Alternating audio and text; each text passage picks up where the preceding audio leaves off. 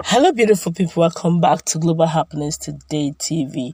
Yesterday, there was so much jubilation in the air when Nigerians heard the our gallant soldiers, what they did to the bandits, how they recorded huge successes. Of course, fast forward hours after, one of Sheikh Gumi's spiritual sons, countered the claim.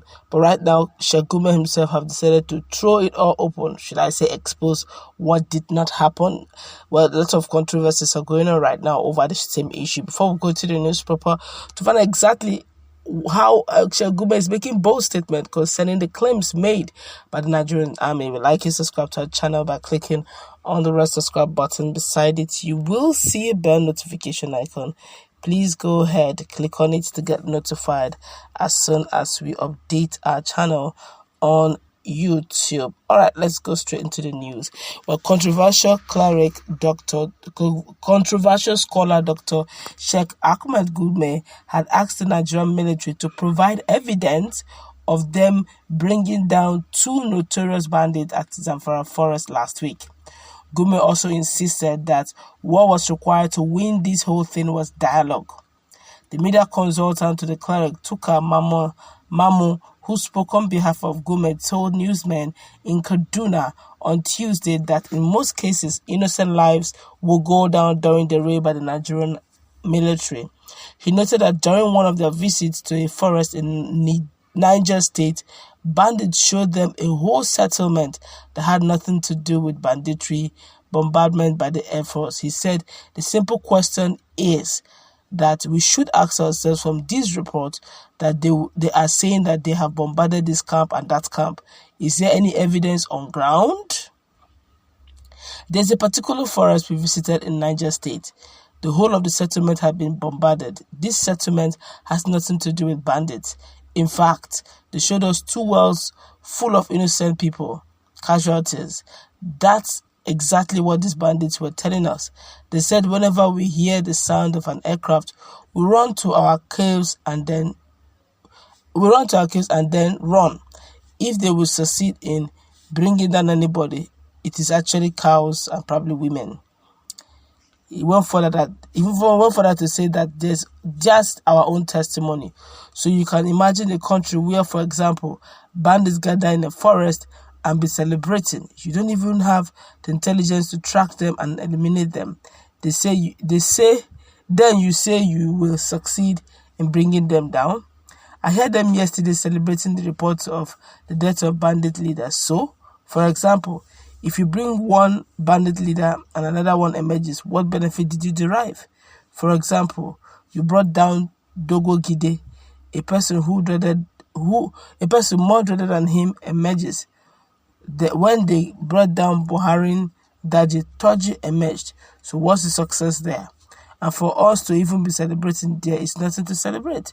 The only thing we can celebrate is that if our military succeeds in crushing them all, and they cannot. Going into dialogue with the bandits, he said was not a sign of weakness, noting that the peace enjoyed in oil-rich Niger Delta was a result of dialogue. The late President Umar Yar'Adua entered with the militants then. You have to address so many things, including the economic issues and so many issues of injustice. And then if you want to pursue the path of dialogue, it is not a sign of weakness. That's what Yar'Adua initiated in Niger Delta. Do you think the silence we used to hear now from Niger Delta is because of what they did? Do you think it's because of military might? There are many top militant commanders that have been on the payroll of the federal government for the past 8 years. They're the richest now, top militant commanders and the rest. But this is a silent issue that nobody knows. But that's the reason you cannot that's the reason you can explore oil and then exploit it. The only reason why their own is different is because the federal government knows that if they didn't do something there, it will affect the whole economy. That's the issue, he added. Recall that the Pan-Northern Socio-Political Organization, that's Arewa Consultative Forum, through its national chairman, Chief Aode Egbe, had showered encomium on the Nigerian Air Force over what had happened and how they brought down two notorious bandits in Zamfara Forest. Ogbe urged the military to sustain the onslaught until bandits surrendered. All right, Nigerians have been reacting to this. A lot of persons now. Sheikh Gumi's, right-hand man is telling Nigerians that some of those things that the military are claiming, that even if they brought down two or one or two of their right-hand men, doesn't change anything. That more men will emerge. In other words, they're actually telling Nigerians that, look, you're wasting your time. That's for one. Then secondly, he said something that caught my attention. I could also remember first. Let's start with what the governor of Kaduna State and His Excellency Governor El-Rufai, he said, look, that they should just raise down the whole forest, as in burn it down, the whole forest. That forest is a natural environment, natural. We can go through secession. As what I mean is, even when you burn it down, allow nature to take its full course.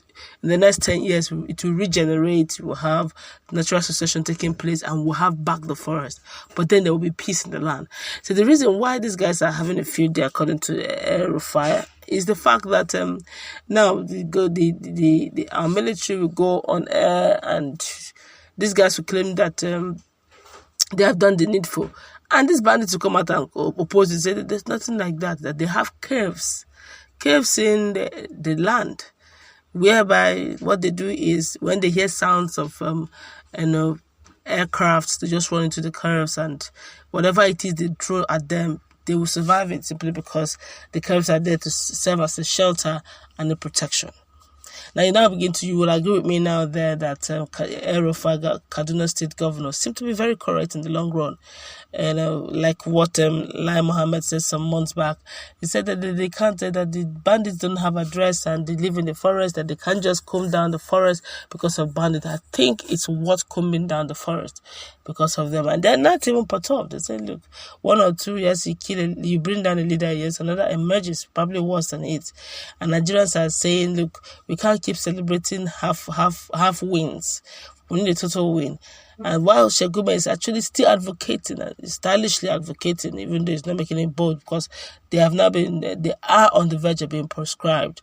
According to Malami, they are gazetting it.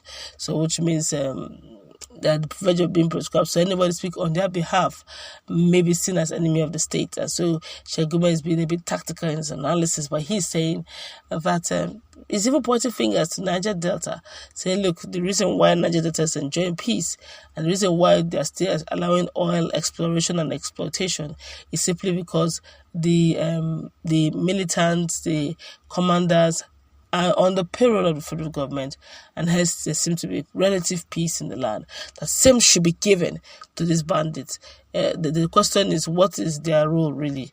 If the militants are, those ones is understandable, that's their natural ancestral land.